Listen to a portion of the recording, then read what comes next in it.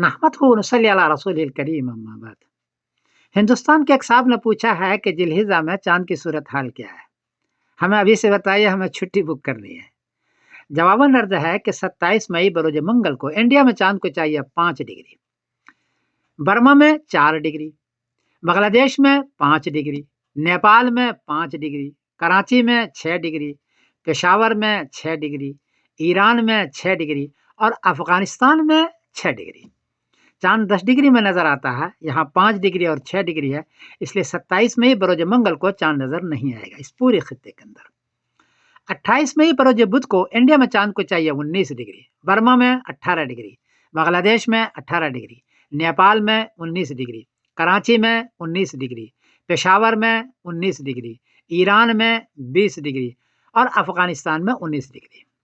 چاند 10 ڈگری سے کافی اونچا ہے، اس لیے 28 مئی بروز بدھ کو چاند نظر آئے گا، دیر تک رہے گا، واضح نظر آئے گا، اور 29 مئی بروز جمعرات کو ذی الحجہ کی پہلی تاریخ ہوگی انشاءاللہ۔ اس اعتبار سے 7 جون بروز سنیچر کو بقرعید ہوگی اس پوری خطے کے اندر۔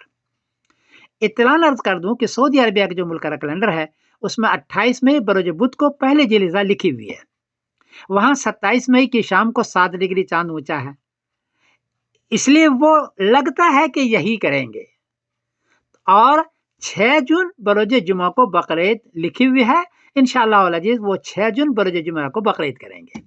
تو انڈیا کے اندر بقرعید ہوگی 7 جون بروز سنیچر کو، اور سعودی میں اور سعودی کے ماننے والے جتنے بھی ہے وہ 6 جون بروز جمعہ کو بقرعید وہ کر رہے ہیں، ایسا ہے۔ دیکھیے ہوتا کیا ہے۔ میں سمیر الدین قاسم بول رہا ہوں مانچسٹر انگلینڈ سے۔ السلام علیکم ورحمۃ اللہ وبرکاتہ۔